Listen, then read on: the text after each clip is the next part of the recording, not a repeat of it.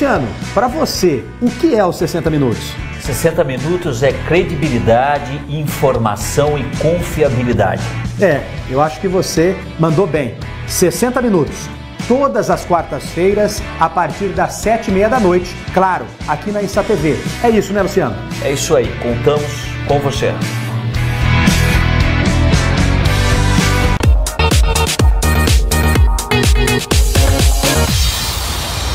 Ei, tua segunda tá chata, não tem o que fazer, já não aguenta mais ver essas coisas, tua segunda-feira tá bem xoxa. Não seja por isso, a partir de agora, a hora do show é de segunda-feira às 19h30. A gente vai trazer o melhor da programação da Insta TV. Quer dizer, melhor da programação assim, aquele jeitinho que só a gente tem. Então, já sabe, é hora do show, segunda-feira às 19h30. Vem! Não percam, nesta quinta-feira, às 19h30, o nosso programa Falando de Sucesso. Um programa recheado de histórias e conteúdos para que você alavanque ainda mais em sua carreira. Venha conosco nessa jornada de sucesso.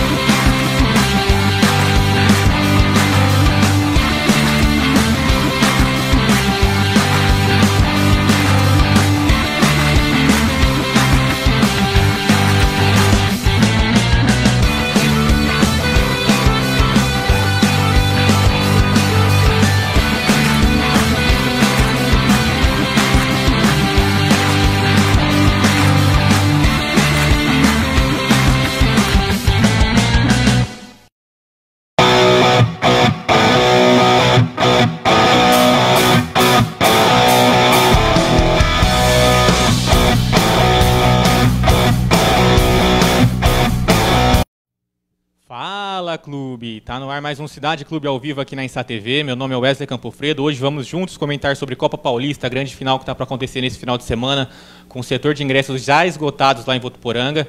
Vamos falar do que rolou durante a semana no esporte aqui da região 017. Temos um convidado para lá de especial que daqui a pouco a gente apresenta ele, porque antes é hora de apresentar as nossas figurinhas carimbadas. Fala aí, Matheus, boa tarde. Boa tarde, Wesley, boa tarde, pessoal. Hoje é aquela sexta-feira bacana hoje. Na verdade, a gente até acaba esquecendo, pessoal, avisar o pessoal, compartilhar a live, né? Deixar e comentar também, né? Espalhar o pessoal aí. Tá trabalhando, já dá aquela compartilhada, troca pra live e bora, assim, bora que hoje é uma honra ter o primeiro atleta que a gente jogou uma Premier League, né, cara, aqui com a gente. Depois de Pedro Zac no videogame, Glauber jogou Premier League. Daqui a pouco a gente vai falar com ele. Mas antes a gente quer saber como que foi a Black Friday de Pedro Zac. Comprou já uma maquininha de cabelo, Zac? Como que é? Fala, clube, pessoal, tá ligado aí? Todo mundo aqui presente. Cara, pra te falar que já comprei, você falou do FIFA, já comprei 2 jogos novos, viu? Black Friday tá fervendo. Meu Deus, que homem. E Carlitos, o cara mais sério e centrado da turma. Fala aí, Carlitos. Fala, clube, boa tarde. Cara, a expectativa pro final de semana tá grande, hein? Primeira final aí da região na Copa Paulista. A gente tá ansioso aí pro domingo. E aproveitando a sua pergunta da Black Friday também, ainda preciso comprar uma televisão, cara. Pra quem souber aí comentar. Tô precisando de uma Smart TV em casa, viu? Acho que é o único cara sério, né? Mais sério. Então já aproveita a Black Friday também, pode comprar as tintas pra descolorir o cabelo já e estocar aí, né? Daqui a pouco a gente vai falar dessa aposta aí. Tem 017 campeão da Copa Paulista, a gente vai ter que pintar o cabelo e o Carlos quer comprar uma televisão. Dá pra assistir a gente no YouTube também, viu, Carlos? Pega uma Smart TV já vê a gente no Full HD, já pega a minha barba que foi mal feita porque foi de última hora. Mas chega disso, vamos apresentar nosso convidado. Bacana, pô. Glauber Leandro Honorato Berti, o homem invisível, está aqui com a gente hoje, igual o Matheus falou assim, um convidado que já disputou Premier League, já disputou Brasileirão, Libertadores, vai bater esse papo muito bacana com a gente. Primeiro, muito obrigado por ter aceito o convite, né, Glauber, para bater esse papo aqui com a gente. Seja bem-vindo e espero que goste do programa e da gente também, né, depois dessas zoeiras de início. É um prazer estar aqui com vocês. Eu fiquei muito feliz pelo convite, é bacana a gente estar podendo comentar sobre o esporte da região, é um esporte muito rica, principalmente no futebol, então É sempre um prazer e à disposição sempre para vocês aqui. Olha que a gente chama, hein? Quando fala assim, precisar, é só chamar. A gente chama na semana que vem. Mas, ô Glauber, pra gente começar, falar da sua carreira mesmo, a gente estava falando de Yandeara, até 12 anos. Como que é? Conta pro nosso público, pro pessoal que está acompanhando o Cidade Clube ao vivo. Onde começou tudo? Antes até do futebol. Nasceu em Yandeara, ficou até os 12 anos, antes para Belo Horizonte. Peraí, Glauber, só trocar de microfone comigo rapidinho. Então, começou em Yandeara. Até os 13 anos de idade, com o professor Batistinha, que permanece em Yandeara até hoje, dando aula para a garotada. Ali foram os primeiros passos no antigo campo do NEC, campo do Paulista, que jogou as divisões inferiores do futebol paulista também. E os primeiros passos foram ali. Aos 13 anos o Doriva já jogava no Atlético Mineiro e teve essa oportunidade de estar levando alguns garotos de Yandeara lá para treinar e é aí que tudo se iniciou. E era o sonho de criança já, o sonho da família, vai virar um jogador? Como que descobriu, eu tenho capacidade para ser um jogador profissional e viver disso? Exatamente, começou com o Batistinha, ele começou a dar um ênfase muito grande, que eu estava me destacando. Até então, por curiosidade, como meia esquerda, viu? Habilidoso. Não era zagueiro na época. Meia esquerda habilidoso para começar. Começou como zagueiro.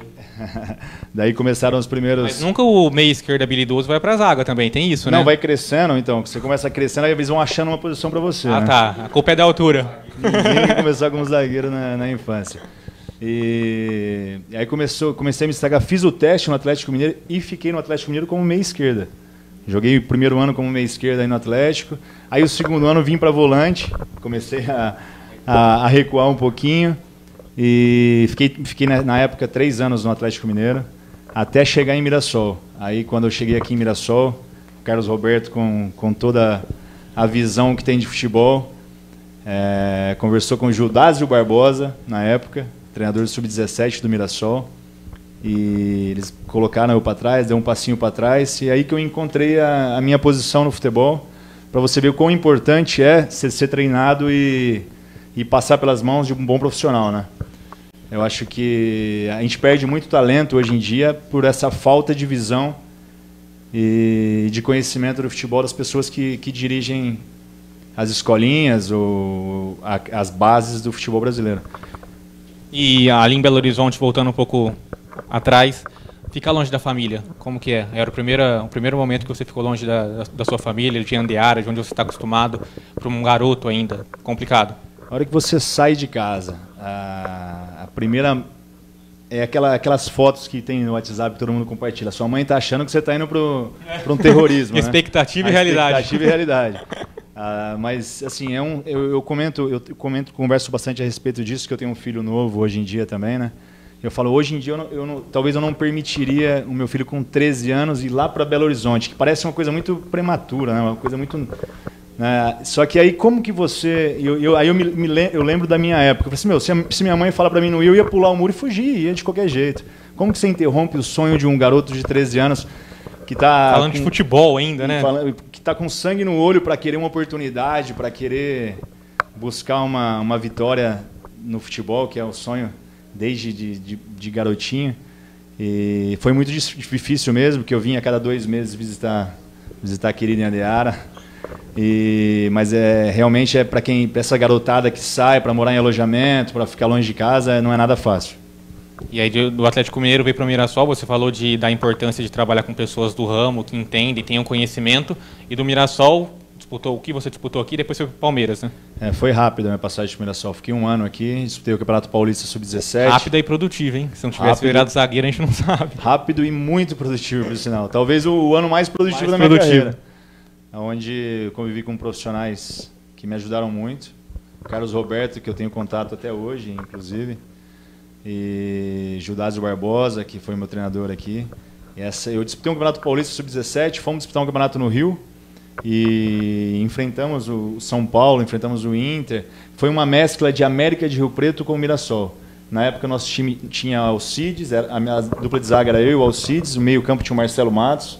Nossa. Na frente tinha o Jales, que é conhecido aqui também, que jogou. Essa zaga aí era difícil passar, hein? Alcides e Glauber. E por coincidência, e para você ver como que nossa região é rica em atletas, né? E depois eu e o Alcides nos encontramos na seleção sub-20. A zaga da seleção sub-20 era eu e ele também. Passou pela região, passou por um América/Mirassol. América/Mirassol, e cada um tomou o seu rumo no futebol. Nos encontramos, tanto o Alcides como o Marcelo Matos, na seleção sub-20. E aí tinha o Jefferson também, que era o goleiro, que também era da região, né? Tem parentesco aqui em Rio Preto com a esposa. E isso é bacana, né, cara? A gente poder... A gente fala de 11 atletas titulares, 3 da região, 3 com passagem pela região. Então acho que a gente também, muitas pessoas falam, a região não é forte no futebol porque os times não estão lá em cima. Tá totalmente equivocado, né? Concordo, eu acho que o que falta um pouco na nossa região é profissionalismo. Que a região é muito, muito rica em matéria-prima. Acho que a matéria-prima, o jogador que cresce aqui na região, que começa nessas escolinhas daqui da região, existem tem muita qualidade. Muita qualidade. E eu acho que o que está faltando realmente é um profissionalismo das pessoas encararem o futebol não pensando em dinheiro, ou pensando em crescer, mas sim como uma paixão, como uma coisa organizada, uma coisa profissional para fazer um clube ou fazer propriamente uma escolinha de futebol bem feita. Cartolas, então. Exatamente. O pessoal que mexe com o futebol, de fato, não dentro de campo, não na profissionalização dos jogadores, mas do clube em si. Eu costumo citar como exemplo o Mirassol e a Votuporanguense agora que está tomando o mesmo rumo. Tem tudo para dar certo. Tem tudo para dar certo porque a hora que você encontra bons gestores, o resultado é bom.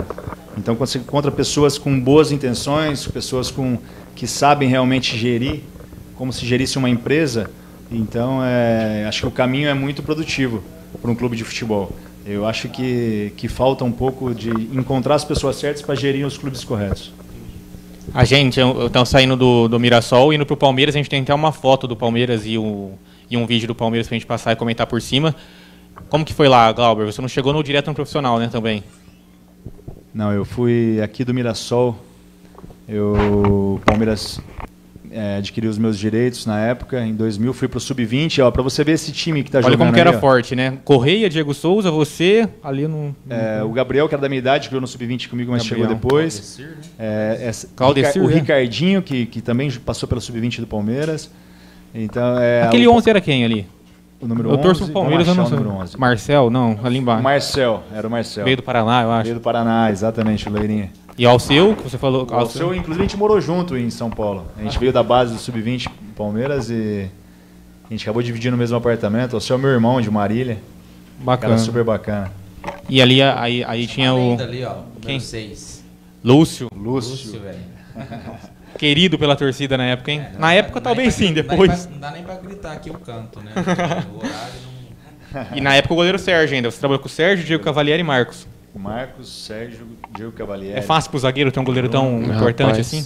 Dá uma tranquilidade imensa, cara. Sabendo que você pode errar? Então, o zagueiro nunca pode errar. Mas você sabe que quando você errar, vai ter mais uma barreira ali. Uma chance ainda que vai te corrigir. E é uma segurança muito grande. O Palmeiras foi uma fase sensacional na minha vida. 2 anos de júnior, 3 anos de profissional. Me deu a oportunidade de jogar na seleção sub-20. Me deu a oportunidade de jogar na seleção principal na despedida do Romário. E iniciou minha carreira. Então, acho que o Palmeiras foi de extrema importância. A gente tem até mais um vídeo do Palmeiras para passar, que o pessoal do Manchester City fez para você. Daqui a pouco a gente comenta sobre o Manchester. Mas jogou aquela Série B que, tipo assim, era difícil um time grande cair, né? No estado de São Paulo, e a torcida foi muito importante. E aí depois chegou a disputar a Libertadores também, né, Glauber? Exatamente. O Palmeiras foi a primeira, em 2003 foi a primeira vez que disputou a Série B. Se recheou de garotos. Você vai pegar no time principal, os jogadores que vieram do Sub-20, de titulares, para você observar, tinha eu, o Wagner Love, Edmilson, Alceu, Correia, que veio do Palmeiras B. Diego Souza também? Diego Souza, que veio do Sub-20.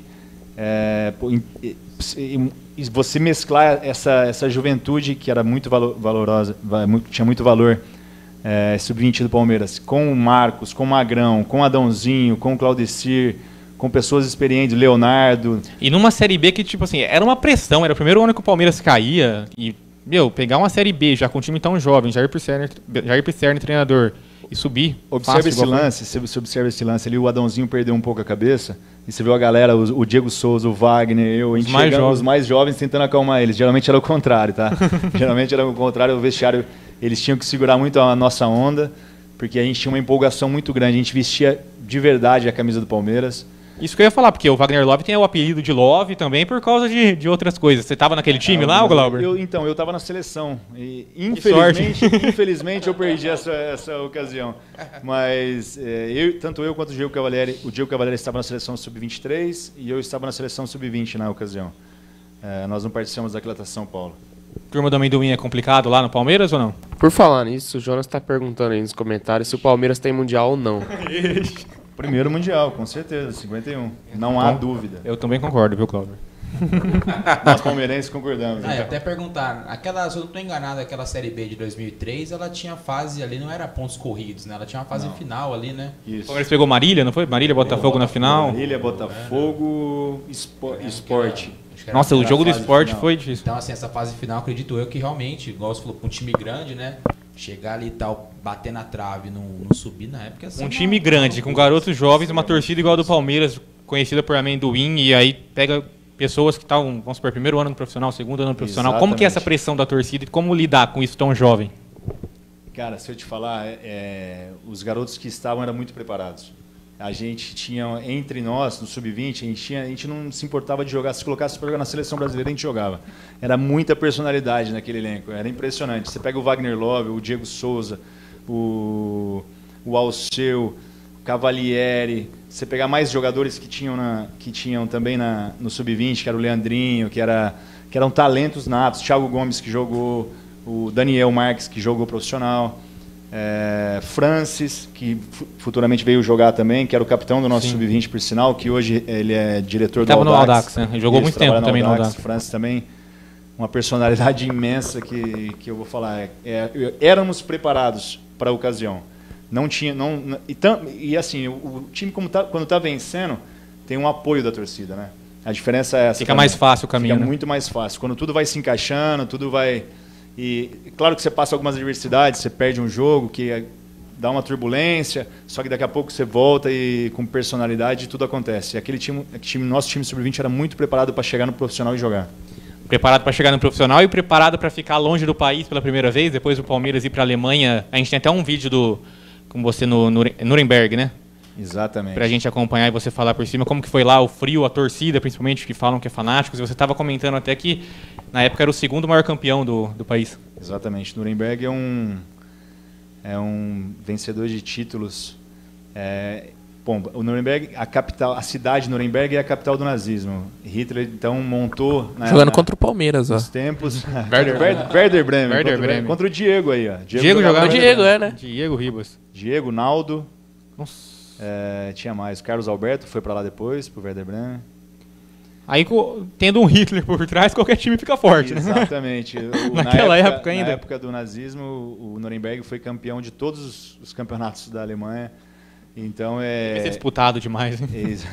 Então uma desigualdade fora do campo que é impressionante. Os bastidores. É o Real Madrid da época lá, igual a pessoa continua com o falar. Mas o Nuremberg é um time de muita tradição na Alemanha. É um time de muita tradição, tanto que eles chamam The Club, né? O clube. E tem um respeito muito, muito grande dentro da Alemanha. Agora se encontra numa fase que cai para a segunda, sobe, mas tem muitos títulos da Bundesliga. Antes de você chegar lá, você já sabia da história do Nuremberg? Tipo assim, o empresário chega, te passa a proposta e você fala, Nuremberg, talvez pra gente é meio Eu não sabia. Assustado, não sabia da história do Nuremberg. Assim que ele me passou, claro, eu fui checar. Porque a primeira coisa que a gente faz, a hora que chega você entra para ver a cidade, você entra para ver a história do clube, entra para lugar para jantar, buscar o maior número de informação possível. Mas eu desconhecia, cheguei lá, tomei um susto porque eu saí daqui estava 35, cheguei lá estava menos 15. Então, foi preparado porque a gente estava falando com o Marcel quando ele veio para cá, ele falou assim que o frio no Rio Grande do Sul, acho que era, não, no Paraná, lá em Curitiba, ele já não aguentou, teve que pedir jaqueta pro cunhado, jaqueta de motoqueiro pro cunhado. Lá você já foi preparado pro frio? Eu não fui também preparado. Não. Cheguei lá, fui sair correndo para comprar blusa porque pra esse frio aí, ninguém está preparado. Não existe, né? Não sei o que é isso. Se hoje é difícil de encontrar, na época então era impossível. Mas eu tirei de letra a adaptação. Acho que eu falo até que os meus primeiros 6 meses foram os melhores que eu tive na Alemanha, porque a força de vontade que eu tinha de vencer superou toda a fase de adaptação. Fui por empréstimo e depois eles adquiriram os meus direitos. Ficou quanto tempo lá? Fiquei 3 anos na Alemanha. 3 anos. E de lá... Falou alemão? Então, fala um pouco. Isso para ein bisschen. Beleza. Entendi. Eu falei um pouco porque o meu treinador era um alemão 2x2, daqueles antigos, que me obrigava a ir para a escola. Então isso aí foi fundamental para mim. Mais uma pessoa importante que passou na sua vida. Mais uma pessoa importante que passou na minha vida. Hans Mayer. Eterno Hans Mayer. Não, é legal que, tipo assim, várias pessoas importantes, vamos supor, moldaram sua carreira nesse caminho e você lembra os nomes para reconhecer. Isso é muito bacana, certeza. cara. Não tenha dúvida. Tem alguns pontos ali que você fala, aqui esse cara fez muita diferença. Talvez não na hora, né? Mas na hora que você passa tudo aquele momento, você fala assim, minha mãe tinha razão lá atrás, o treinador tinha razão lá atrás. Exatamente. É exatamente isso. Você tem total razão. São pessoas que chegam na sua vida que te falam... às vezes nem falam direto com você, porque o primeiro ano que o treinador falou comigo, eu não entendi nada do que ele falava pra mim. Foi tipo eu aqui, Links, Rex e mais nada. Se ele continuar nesse alemão fluente, ele vai ter que cantar lá Uma Boa Menina em alemão no final do programa. Guarde o seu conhecimento. Então, e ele foi fundamental, porque fez eu começar a frequentar a escola, começar a me importar por aprender o idioma, que depois foi de suma importância para mim, para o relacionamento com os amigos, com os jogadores, com a comissão técnica. Aí futuramente ele saiu, entrou outro técnico, eu já tinha uma comunicação. Então Hans Mayer foi de fundamental importância. Jogar na Europa, ainda novo na época, ganhar título, qual que é o prazer de conquistar tudo isso? Cara, eu vou falar... garoto ainda. É um sonho de... Eu fui para a Alemanha, eu tinha 23 anos. Joguei uma UEFA, 2 UEFAs, fui campeão da Copa da Alemanha. E, cara, é de outro mundo, na verdade, porque você... É difícil, às vezes, pensar, tipo assim, se segurar, falar assim, calma, tem que ficar com o pé no chão. Tem que acalmar, é isso que tem que acontecer. Porque... E outra, você passa muito tempo sozinho também, né? Tem uma dificuldade que você joga, você chega em casa, não tem sol, é neve, você olha lá pra fora e fala, meu Deus do céu, sozinho aqui do outro lado do mundo, aí telefone, internet... Mas é um sonho de criança que eu estava realizando e no final deu tudo certo. Pegando essa parte, assim, cara, você falou de ficar sozinho e tal. Hoje em dia, quando você ouve assim, o pessoal falando, fulano não se adaptou tal, você entende mais o atleta que não se adapta, que não se encontra na Europa, ou você fala assim, cara, pelo amor de Deus. Então, é só querer mesmo? Não é só querer. O que acontece? Muitas vezes existem as contratações erradas. No meu ponto de vista, tá? Talvez vocês tenham o ponto de vista de vocês e talvez eu tenha um estilo de jogo que não vou me adaptar ao futebol alemão, um exemplo. O meu estilo de jogo se adaptava totalmente ao futebol alemão.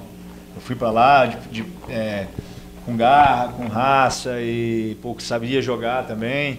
Então o meu estilo de jogo se adaptava, mas eu vejo outros brasileiros que foram para a Alemanha que não tinham o estilo de jogo alemão. Então é mais fácil, é mais difícil de se adaptar pela forma, pelas suas características e pelas características do futebol alemão. Então essas contratações erradas ajudam a aumentar esse índice de não adaptação, entendeu?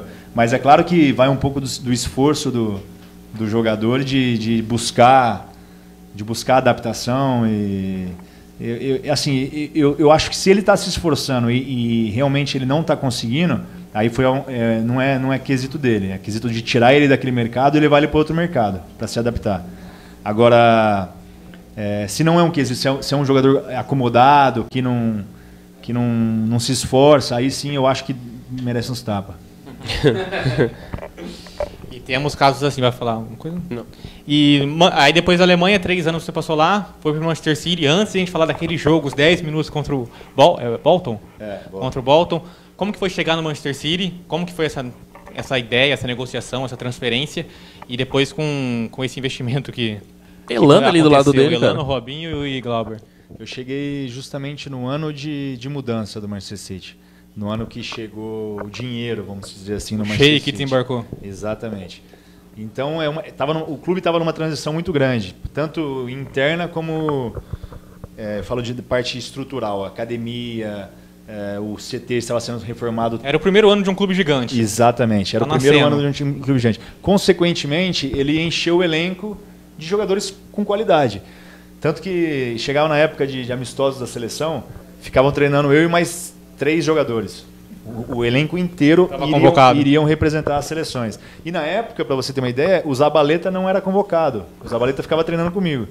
E hoje que o Zabaleta todo mundo conhece da seleção argentina. Aquele ali no fundo da foto é o Balotelli, não é? Volta lá. Não é Mika Richards. Um zagueiro, né? Lateral é lateral direito, né? Rapaz, lembrei do FIFA, vi um cara tão forte igual esse cara. Ele é forte mesmo. Ele lembra... Você não tem ideia o que é esse cara. Ele lembra aqueles jogadores de futebol americano, cara. Ele é um atleta, assim, o biotipo dele... É inglês, né? Ele é inglês. Quem mais tinha naquele time? Tinha o Wright Phillips. O Balotelli não foi nessa época, ficou um pouco mais pra frente, né? Tinha o Wright Phillips, tinha... Que foi as duas grandes contratações, foi o Robinho e o Wright Phillips, eu acho que foi. Exatamente. Tinha tanta gente, cara. Não tinha vontade tinha De Jong, tinha Company, tinha... O goleiro também? O Joey Hart. Tinha uma série de cara, que nostalgia de videogame, cara. É muita nostalgia. O Wright Phillips corria na direita. Colocava ele aberto, corria. E se eu te falar que pessoalmente era idêntico, cara. Eu nunca vi um cara correr tanto daquele. Eu tinha coletivo que eu falava, sai daqui, vou lá pro outro lado, que esse cara não para de correr. Meu. Samuel Silva, eu só venho aqui pra ver o cara de cabeça grande cantar uma boa menina, marcou demais. É parente, isso aí tá zoando, tá tirando. Bacana. E lá, Glauber, também jogar uma Premier League, não jogar, mas vamos supor, antes de chegar a partida que aconteceu no último jogo da Premier League daquele ano. Como que era ficar no banco e você olhar pro treinador, não vai chegar a minha vez, mas de qualquer forma vivendo uma experiência de uma Premier League, tipo, deve ser fantástico. É fantástico e ao mesmo tempo me despertava muita ansiedade de vontade de jogar, né? Ele fazia o treinamento, às vezes me colocava, parecia que eu ia jogar, chegava, tava no banco. E eu, assim, se você olhar, deve ser recorde. Eu fui em todos os bancos, eu estava sempre relacionado entre os 20, mas eu não entrava em campo. Por quê? O nosso time, como eu te disse, ele contratou muita gente de potencial. E o Company jogava de volante na época. Os zagueiros eram Mika Richards e Onua, ou o capitão, que me fugiu o nome agora. E o Company de volante, o que acontecia? Machucava um zagueiro, ele trazia o Company para zagueiro, pegava um volante de origem. E entrava um volante que era da seleção da Inglaterra. Então eu falava, não vou jogar nunca. Não estava nada fácil também. Não estava nada fácil para mim. Ele me levava, ele fazia questão de me levar para todos os jogos, porque eu sou um baita profissional. Eu era um baita profissional na época dentro do clube dele. Eu incentivava o pessoal a treinar. Eu dava fogo no treino, ele falava me chamava para Não tinha biquinho naquela época? Eu nunca tive. Eu, dentro de campo, fora de campo, os meus treinamentos eram os mesmos. Tanto no Palmeiras, tanto na Alemanha, tanto na Inglaterra, todos os lugares que eu passei, eu sempre treinei da mesma forma que eu joguei. Então ele gostava da minha pessoa, ele gostava do meu caráter, de saber que no treino eu ia ser sempre o mesmo. Então ele fazia questão de me levar até como exemplo. De valorizar também isso perante os outros atletas. Exatamente, perante os outros atletas. E tanto que no último jogo que ele me colocou, foi meio que uma bonificação, assim, foi uma coisa assim que... A gente tem até uma foto de você entrando no gramado e foi uma bonificação. Olha só, tá saindo o Bridge, lateral esquerdo da seleção da Inglaterra, entendeu? E aquele é o treinador? É o treinador, Mike Hughes.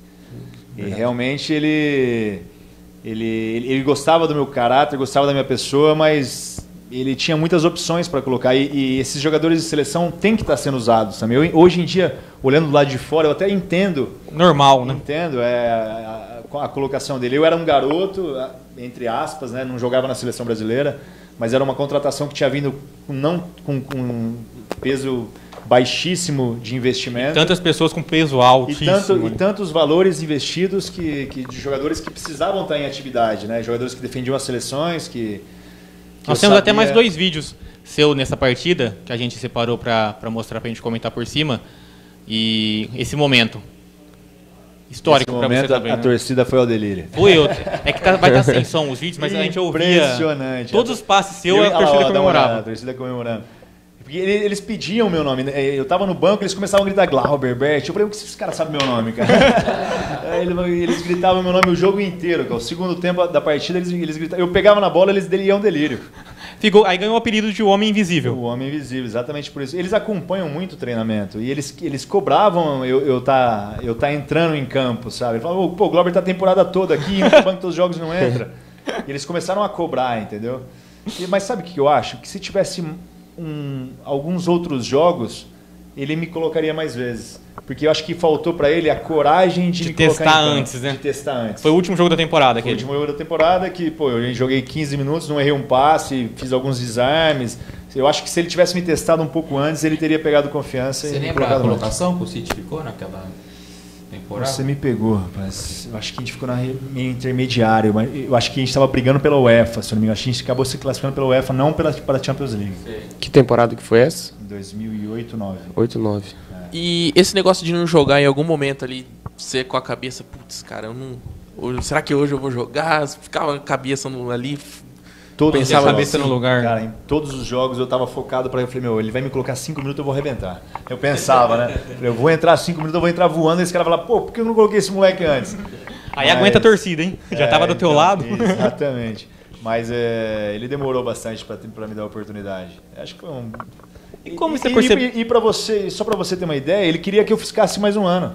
Então, e como, tipo, antes assim, como você percebeu o carinho da torcida? Que momento você percebeu, tipo assim, cara, por que os caras estão cantando meu nome aqui, sendo que eu ainda nem apareci pra eles? Não, eu não percebi. A hora que começou, eu falei, será que é Glauber Bert que eles estão falando? Não, os caras, a torcida tá gritando seu nome. Eu falei, meu? Ele falou assim, não, que eles gostam de você. Então começou um jogo, 2 jogos, aí a gente foi jogar contra o Manchester United, clássico da cidade. Nossa. Lá no estádio deles. Campeão daquele ano. Campeão daquele ano, exatamente. E a torcida começou a gritar. Eu falei assim, só faltava ele me colocar nesse jogo, cara. Agora a minha batata vai assar mesmo. 6 meses sem jogar, ele vai me colocar para marcar o Cristiano Ronaldo. Tanto teste mais fácil, vem aqui. Tanto teste mais fácil vai ser aqui. Aí a torcida começou a gritar meu nome e não parava. Os caras falaram assim, tá com moral. Eu falei, tô com moral, só falta jogar. Ô Glauber, como que, tipo assim, não ficar acomodado? Você estava num time de ponta na Europa, um time rico, com salário com certeza bom, num elenco bom, estrutura boa. E mesmo assim, você falou que ele queria que você ficasse, e mesmo assim você falou assim, não, eu vou tentar buscar algo diferente para minha carreira, eu quero jogar e não só ser um figurante. Então, eu saí justamente... Muitas pessoas se acomodavam, né? Poderiam se acomodar. Poderiam ter um ano mais de contrato, ficar ali sentado, né? Mas eu não conseguia, cara. Eu sempre fui muito batalhador na minha carreira, sabe? Eu sempre quis jogar, quis estar dentro de campo.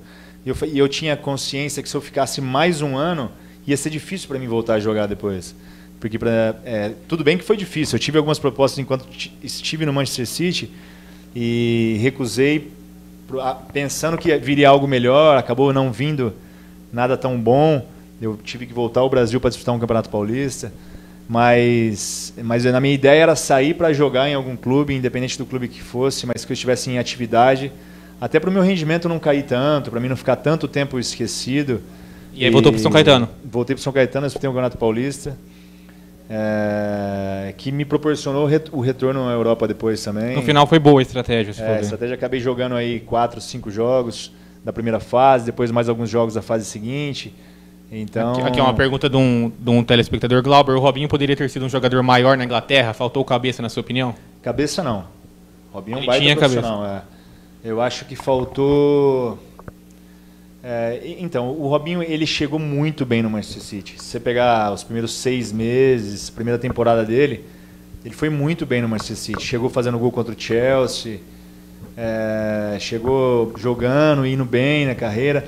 O Robinho, tanto que ele é um bom profissional, ele jogou lesionado, que atrapalhou muito ele, na minha opinião. Teve um jogo que nós fomos jogar, se eu não me engano, contra o West Ham. E ele vinha a semana inteira fazendo tratamento, sem conseguir treinar, e foi lá, tomou uma infiltração com dor, tomou outra infiltração, foi para o jogo, e no jogo ele não conseguiu desempenhar o papel dele, não conseguia vir fazer a marcação aqui atrás, não conseguia chegar ao ataque com força. E eu acho que isso aí, esse excesso, às vezes acabou prejudicando um pouco. Eu não creio que seja pela cabeça do Robinho, não, porque ele tem uma cabeça muito boa. Tirando isso aí, como é que era a resenha com esses caras? Os 3 brasileiros. Era 3, né? Elano, Jô, você e... Eram quatro, né? quatro. O café da manhã, todo dia, aquele pãozinho com ovo lá, a gente sentava numa rodinha ali. Tinha o Gelson, que é da seleção da Suíça, que falava português, que vivia no nosso meio. O Felipe Caicedo, o equatoriano, que era apaixonado na gente também, a gente estava sempre junto. Os ingleses, a gente tinha um relacionamento maravilhoso com eles. O vestiário do Manchester City era ótimo. Tirando umas pecinhas, era ótimo. Teve que salvar o Robinho uma vez lá, né? Então, rapaz, é exatamente nesse jogo que eu estava comentando agora, que ele tomou infiltração e ele não estava conseguindo fazer o papel dele. Chegou no vestiário do intervalo, o Bellamy foi para cima dele. Começou a falar em inglês, né? E o Robinho tinha recém-chegado, ainda não tinha um inglês bom. Aí eu já grudei ele, eu e o Elano já empurramos ele na parede. Falei, o quê? Aqui não. Peraí, com o Robinho não. Robinho, a gente dá uma segurada aí. A gente sabe que ele vai decidir. Ele tá mal agora, mas se um lance que ele pega a bola, ele decidiu o jogo. Então, era impossível você tratar ele daquela forma, que o cara tava falando as palavras que ele tava pronunciando. Que ser folgado mesmo. Muito folgado. Folgado não, muito folgado. E aí eu já dei um grudão nele lá, o treinador até chamou a minha atenção, falou, não faz isso, tal, calma. São coisas que acontecem no vestiário. Coisas de vestiário, totalmente. Isso aí, e acontece com frequência. Eu já vivi várias vezes já aconteceu isso, em outros clubes também. Só separou ou era um dos protagonistas? Já briguei bastante também, mas é sempre em prol. Eu sempre fui um cara de grupo, sabe?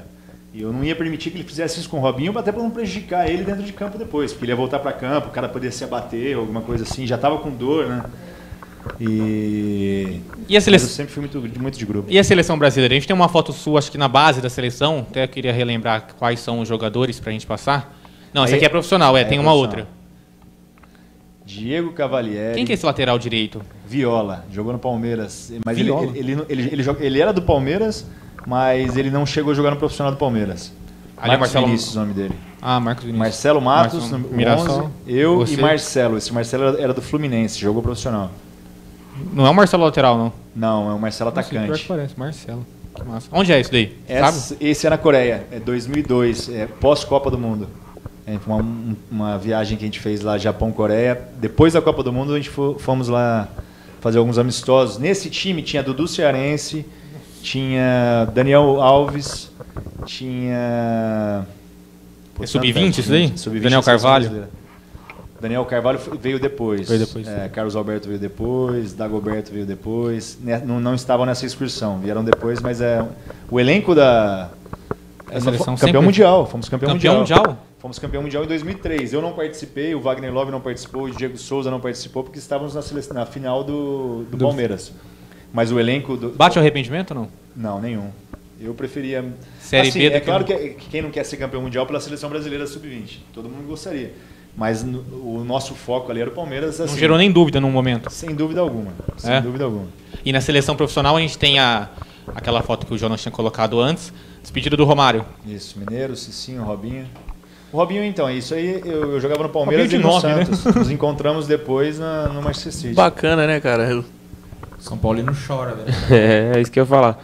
E esse uniforme traz boas lembranças, né? Você lembra? Isso aí é da época que a gente ganhou a Copa, não foi? Esse uniforme. Foi o pós-Copa. Esse jogo foi em 2005. Já estava em junho, julho. Uniforme total 90. Da chuteirinha total 90. Isso. Ronaldo metia gol aí com essa 9 ali. O Adriano fez aquela Copa da Copa América. Copa América também. Que 4-0. Esse jogo, baguncinha contra a Argentina. Esse jogo foi muito bacana porque marcou o primeiro jogo de muita gente na seleção brasileira. Fred foi a primeira vez que foi para a seleção brasileira. Josué foi a primeira vez que foi para a seleção brasileira. Ali o Mineiro, se eu não me engano, era o primeiro. Tinha Fernandão nesse time também? Fernandão estava nesse time. Grafite foi a primeira vez que foi para a seleção brasileira. E um fato também. Histórico do futebol mundial, que era a despedida do Romário. Né? Com certeza. Aniversário da Globo, o jogo no Pacaembu. Eu lembro que foi, acho que o primeiro jogo que teve aquela câmera em cima. Exatamente, aquela câmera que corria o campo. Nossa, eu assisti em casa e falava, meu Deus, que tecnologia, cara. Que hoje legal, até em sua TV tem uma daquela. Exatamente. Mas bacana demais. E aí você, seleção brasileira, a gente tem essas duas passagens para relembrar, voltou para a Europa. A gente tem nos Estados Unidos também, um gol que você fez lá. Como que é o futebol americano? Futebol americano não, futebol nos Estados Unidos. Ó. Soccer. MLS. Já era naquela época, MLS? Já era MLS. Eu adoro o futebol americano, cara. Muito bem organizado, um esporte que está crescendo no país cada dia mais. Que ano que foi isso que você passou lá? Foi em 2013. 2013. Isso. Pós São Caetano, eu fui para a Romênia ainda. Teve o Bucareste? Rapid Bucareste. 3 anos no Rapid Bucareste e depois fui no meu último clube, que foi o Columbus Crew, que é... E quando aconteceu a contratação dele, eu até abri um site de notícia aqui americano e o pessoal comentando, boas expectativas, agora sim vai acertar a zaga do nosso time. O pessoal na notícia da contratação dele no site oficial da MLS estava com expectativa. Eu falo que o futebol americano, assim, eles têm muitos atletas. Eles são, fisicamente, eles são uns cavalos. É impressionante a força física do americano. O futebol lembra muito o inglês, assim, a iniciativa do inglês. Eles não têm a qualidade que os ingleses... Me dá uma impressão que é um futebol muito rápido e ao mesmo tempo de força física. Força física, exatamente. Eles usam muita força física, e é rápido, um futebol rápido. Eles estão no caminho, até no caminho do futebol inglês. Claro que não se compara, que a Premier League é disparada a primeira ou a segunda do mundo. Na minha opinião, a segunda particular, porque para mim a Bundesliga é o melhor futebol do mundo. É a minha opinião particular, tá, gente? Muita gente vai discordar, falar que a Premier League Acho que a Premier League é muito mais competitiva, né? Eu já prefiro Série 3 do Paulista, meu. É o que eu mais gosto de assistir. Muito mais competitivo, você tem razão. Mas eu gosto do futebol da Bundesliga, que eu sou fã, sou suspeito de falar. Mas... Foi lá que você se lesionou e aposentou? Isso, nos Estados Unidos. E aposentar, como que é? Para mim foi super tranquilo, que foi uma bom, eu poderia ter seguido no futebol ainda, né? Aposentou cedo, né? Bem cedo, eu tinha 31 anos, mas foi uma decisão totalmente consciente, não sofri com a decisão, tanto que eu me aposentei hoje, amanhã eu estava no meu loteamento às 6 horas da manhã, vendo o pessoal como se fosse uma coisa normal. Exatamente. Meu pai falou, pô, e aí, tá batendo saudade? Eu falei, ainda não. Mas bateu depois? Bateu, a hora que você vê que está tudo assentado, o loteamento acabou, você já não tem mais aquela frequência. Eu falei assim, quer ver? E agora? Vou fazer um restaurante. Aí já comecei a construir, falei, não, o restaurante vai ser assim e tal. Montei um restaurante em Andeara. E aí assentou o restaurante. E todo esse período de aposentadoria, o meu ex-empresário, que cuidou da minha carreira há 15 anos, a minha carreira toda, o José Renato Martinez, que trabalhava junto com o Juliano Bertolucci, que é um dos maiores do Brasil também. O Martinez, Glauber, você tem perfil, vem trabalhar comigo. E eu sempre, não, calma, parei agora, tô tranquilo aqui em Andeara, deixa eu quietinho e tal. Aí o restaurante já tava legal, ele falou, Glauber, acho que é o momento, tal, vem pra cá. E eu cara, eu voltei pro futebol, eu sou apaixonado no que eu faço hoje em dia, faço com muito prazer. Porque é bacana, um dia alguém buscou uma oportunidade para você e hoje em dia eu busco oportunidade para esses garotos, sabe? Tem a experiência para passar que você já passou, né? Tem a experiência de passar tudo aquilo que eu vivi, consigo orientar tanto dentro quanto fora de campo, sei o que é o correto fazer, como agir, sabe? Eu acho como que a gente pode chamar? Intermediário, empresário? Todo mundo fala, é empresário. Como que é? Cada um tem um linguajar, mas hoje em dia o nome é intermediário. Qual que é a função, assim, Glauber, para o pessoal entender? A função é gerir carreiras de profissionais do futebol ou de amadores do futebol. Você pega um garoto que está começando, você vai lá dar orientação, mostra para ele quais os caminhos que tem que seguir, como se comportar dentro e fora de campo, a postura que tem que se manter. Você acaba ajudando ele financeiramente com uma chuteira, com uma passagem, porque muitas famílias é carente e não tem condições. A partir do momento que ele começa a ganhar um dinheirinho, ele começa a comprar sua própria chuteira, a gente consegue buscar algumas patrocinadores para ele. Já tem muitos garotos aí Já na região, eu tenho uma empresa, Bert Ortiz, que eu abri com o filho do Carlos Roberto de Mirassol, o Henrique, que é um baita, entende muito de futebol também, que foi o treinador da Votuporanguense na Taça São Paulo do ano passado. E o Henrique faz uma captação junto com o pai dele, que é impressionante aqui na região. Eles gostam de estar no campo, de assistir, de estar buscando novos talentos, sabe? E hoje em dia a gente consegue buscar novos talentos, levar para clubes, orientar como eles têm que se comportar, depois buscar outros clubes que venham a olhar esses talentos jogando e fazer transferências e buscar fazer um plano de carreira para eles, que eu acho que é o mais importante. Se você pegar todos os nossos jogadores, todos têm um plano de carreira. E eu acho que é isso que é o mais importante na carreira dos jogadores. Você acha que a base aqui, assim, nos clubes da região que você observa, você acha que está voltando assim a ficar, os clubes a darem uma importância maior? Porque assim, você comentou que lá atrás você estava no Mirassol e aí fez um misto ali Mirassol e América. Eu lembro que nessa época eu acompanhava os o Sub-20, o Sub-17, Sub-20 do América, o Mirassol, eram times que sempre chegavam em fases. E assim, parece que a gente teve meio que um período assim que parece que as bases dos clubes sumiram e agora estão voltando. A gente está vendo o Mirassol, o Sub-17 foi longe, Novo Horizontino, Novo Horizontino também sempre monta time bons. Então, queria a sua opinião nessa. Eu acho que já foi melhor, como você falou, deu uma sumida e agora ressurgiu com o Mirassol, com o Novo Horizontino principalmente, como o Novo Horizontino, no meu entender, é a referência da região. A Votuporanguense começou a investir nisso, a fazer um projeto. Eu fiquei feliz esses dias agora de ver o Rio Preto também. O Rio Preto está com a categoria de base, que vai disputar a Copa São Paulo, que vai disputar o Paulista Sub-20, Sub-17, Sub-15. O Rio Preto, que é gerido a base é gerida pelo LUG, que tem uma franquia das batatas aqui também. Mas o irmão dele tem, na verdade, e ele já está no futebol há muito tempo. Eu fiquei feliz de ver o trabalho do LUG, tenho acompanhado também aqui. Mas eu fiquei feliz de ver o que ele está fazendo com o Rio Preto, que ele está levando para o centro de treinamento de Mirassol, do Carlos Roberto, está dando ênfase, o pessoal, os garotos se alimentando bem, garotos indo para a escola, o pessoal tendo um acompanhamento. Mas eu fico triste ao mesmo tempo de ver que nenhum clube de Rio Preto vai ser sede para a Taça São Paulo. Nós aqui de Rio Preto, ridículo, né, cara? Nós aqui de Rio Preto não vamos acompanhar, a gente não pode ir no estádio do Rio Preto ou no estádio do América acompanhar um jogo da Taça São Paulo. O América nem disputar, vai. O América é campeão duas vezes até, acho que teve. Eu acho que chegou na final na outra. Quando eu fiquei sabendo, eu olhei a taça que saiu ontem, né?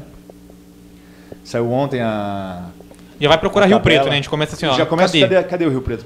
Aí vai chegando o grupo Z, Z2, a gente cadê? Fiquei muito triste com isso. Não foi Malemar a região, né? Tirando Votuporanga. Votuporanga é sede, Votuporanga é Penápolis. É a única sede. Ô Glauber, você acha que isso é culpa de quem?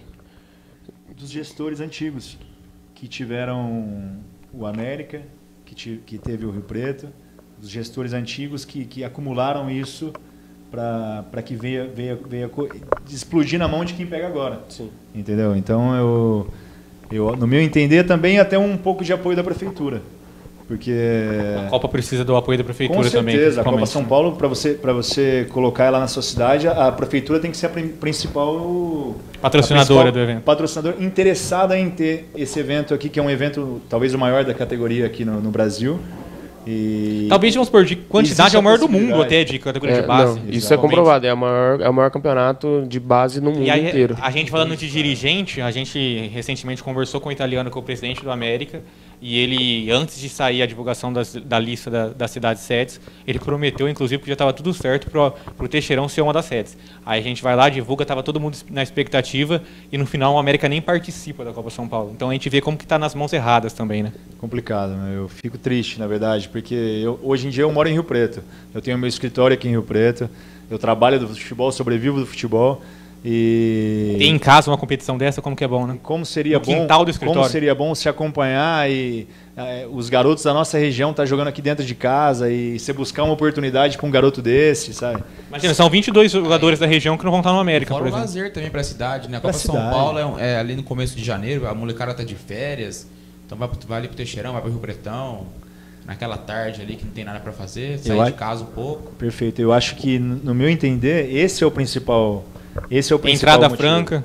Esse é o principal motivo. É um lazer que você cria para a sua cidade, de proporcionar essa garotada ir lá assistir o jogo e as famílias irem assistir os jogos, fazer as crianças se interessarem por esporte, que acho que é um caminho também de educação, no meu entender. Então, eu acho que é uma oportunidade que a cidade perde.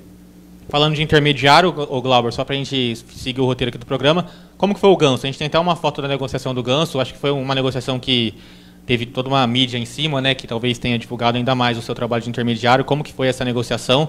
E é difícil de falar assim, Ganso, vai para a França que vai ser bom. Como que foi? Então, o Ganso é um talento, né? Todos nós concordamos que o Ganso é um talento nato, é um cara que é uma coisa, parece que é o que ele tem, a forma que ele joga, ele já nasceu daquele jeito, né? E quando eu me deparei com o Ganso em Sevilha, sem jogar, e com a condição física excelente, porque o Ganso nunca teve tão bem fisicamente quanto ele está agora. Ele está se cuidando, é um cara que está interessado em voltar a atuar com mais frequência. E quando você pega um talento desse encostado em Sevilha e sem perspectiva de crescimento, você acaba buscando uma oportunidade. E eu visualizei com amigos, com o Léo, com o Matheus, essa oportunidade dele no Amiens, de estar indo para lá para jogar. O Amiens, eu tenho um contato já desde a terceira Liga da França. Eu fui visitar os donos, os que são pessoas muito agradáveis. Conheci eles pessoalmente, fui na casa deles, tive com eles no clube conhecendo. Na terceira Liga da França. Fomos na segunda, fui na segunda também, quando eles subiram para a segunda. E assim, eles subiram da terceira para a segunda, da segunda para a primeira. Tem uma amizade desde lá atrás, um relacionamento. Exatamente, um relacionamento de anos aí. Ô Glauber, você está falando da qualidade técnica do Ganso, indiscutível, e realmente acho que todo mundo aqui concorda. Aqui no Brasil, mostrou um bom futebol, depois da lesão um pouco menos, mas eu queria saber, na tua opinião, por que ele ainda não deu certo lá na Europa? A gente tem até uma declaração do Seedorf uma vez, ele falou que antes, quando o Ganso ainda estava aqui no Brasil, que ele não iria dar certo. O jogo dele não se encaixa na Europa, porque é um jogo mais lento, mais cadenciado, mas eu queria saber de você por que ele ainda não deu certo, não despontou na Europa. Então, no meu entender, existe realmente essa característica dele de dosar mais o jogo, de ter a qualidade do passe, de servir o atacante, e que muitos mercados não se encaixam. O que a gente visualizou para levar ele para a França? O time estava encaixadinho, o time do Amiens tem dois volantes que marcam, dois alas, dois pontas, no caso wingers, que vão até lá atrás, e precisava dessa peça, desse 10 que pensasse, que cadenciasse o jogo, que fizesse o Amiens jogar. E o Ganso encaixava no clube. Aí que vem o estudo que a gente estava até falando, de vai dar certo em tal lugar. A pessoa tem que estudar primeiro o time, o ambiente, o campeonato, e você fez isso, né? Vamos supor, a equipe fez isso para fazer a negociação. A equipe fez isso. Foi tensa a negociação nos últimos... Foi no último dia de janela? Foi no último dia de janela, mas nós estávamos em Sevilha nos últimos 3 dias da janela. Ficamos lá junto com o empresário do Ganso, que é o Pepinho, que é um cara muito profissional, um cara bacana, que trabalha de uma forma correta, que é um modelo também a ser seguido por intermediários. Um cara super correto, que gerencia realmente de perto a carreira do Ganso, como gerenciou do Kleber Gladiador, como gerenciou de alguns outros atletas. Mas foi tenso para fechar, porque a gente precisava mostrar para o Sevilha também, que é detentor dos direitos do Ganso, que era uma boa oportunidade de fazer ele ir para a França para jogar. Porque ali ele não teria oportunidade, que já estava claro dentro do clube que ele não ia jogar. Então, ele era um valor debaixo do colchão, sem render, sem nada, e perdendo. Eles estavam colocando um dinheiro num jogador que ia estar ali parado. Então, tivemos que convencer o Sevilha a pagar uma parte, para ele estar podendo ir para lá e voltar a jogar. Já jogou 10 jogos, agora no Amiens. E já começou uma sequência. A expectativa é boa. Expectativa boa, porque assim, ele ficou 6 meses parado lá, quase, praticamente. Jogou poucos jogos. Ele está se readaptando e provavelmente nesses próximos 6 meses vai tá jogando todos os jogos. Quem sabe que o talento que ele tem, e ali ele está se encaixando muito bem. É a chance dele agora. Você acha que ele, só rapidinho, fora da França ali, que liga você acha assim que você olha e você fala, puto, o Ganso aqui encaixaria? Que a gente teve assim recente, a gente discute muito a questão do Lucas, que ficou muito tempo também no Paris, na reserva e tal, e eu comentava assim com alguns amigos, cara, eu acho que a Premier League parece ser uma liga boa para ele e tal. Tinha gente que achava que não. Tal. No Ganso, assim, o que você vê ali, assim, uma liga que... Olha, o Ganso, ele tem que estar, no meu entender, o próximo passo dele é para um clube grande da Europa.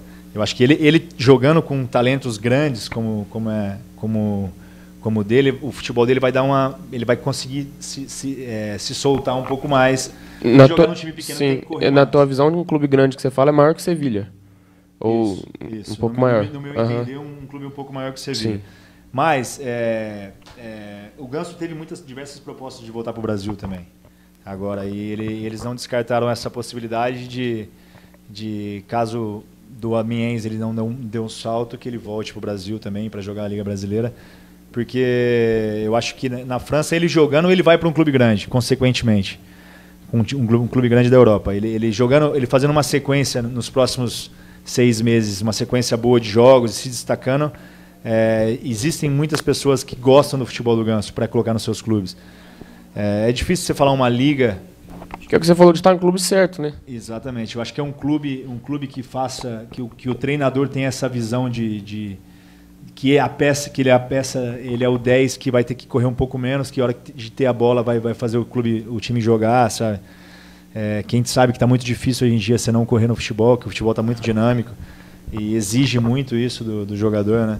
Mas quando você coloca 2 pitbulls ali atrás e os wingers vêm ajudar mais um pouco mais, esse 10 que fica atrás do atacante ali consegue jogar mais. O clube tem que estar ciente da forma com que ele joga para que tudo dê certo, né? Voltando aqui para a região 017, que viagem, hein? Da França para Votuporanga agora, hein? Meu Deus do céu. Para Inglaterra, para Alemanha. Estava me sentindo aqui na Europa já, mas vamos voltar para a região 017, falar do Votuporanguense, domingo, 11 horas da manhã, grande final da Copa Paulista, a competição que a gente está esperando desde o início desse programa, com a promessa de que se um time da região 017 fosse campeão, todos iam pintar o cabelo de loiro. Isso está prometido nos arquivos da Insta TV, que se Deus quiser, lá para o dia 3 de dezembro, um dia após a final contra a Ferroviária, lá em Araraquara, a gente vai acompanhar. Mas eu quero saber, Glauber também, que está acompanhando a Copa Paulista, o que espera dessa final nesse primeiro jogo, Votuporanguense e Ferroviária, dentro da casa do Votuporanguense. É hora de fazer o placar, porque lá em Araraquara vai ser complicado, né, Glauber? Com certeza. O Votuporanguense é um clube muito bem treinado pelo Rafa Guanais.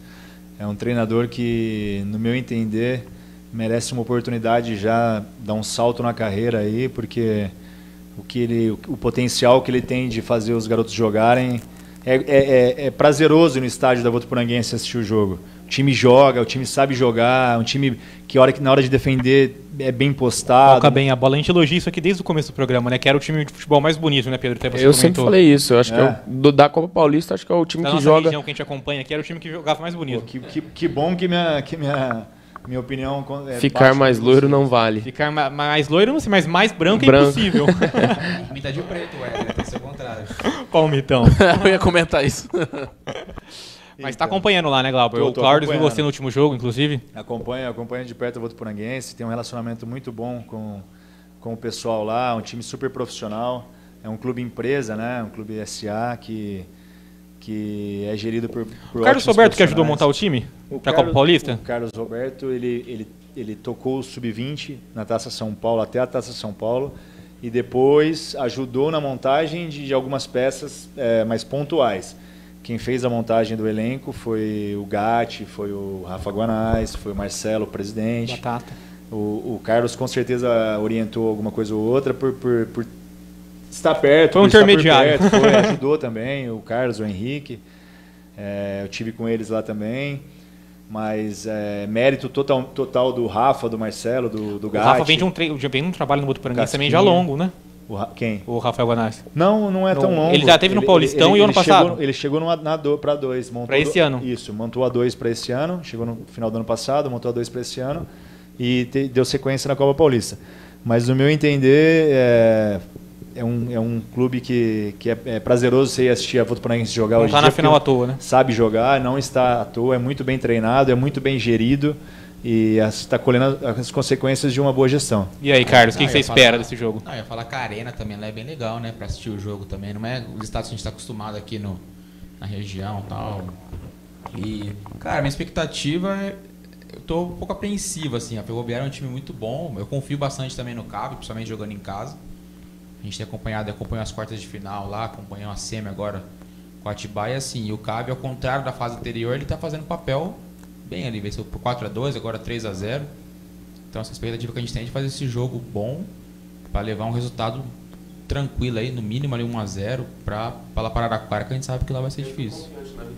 Na vitória da Ferroviária por 2-0.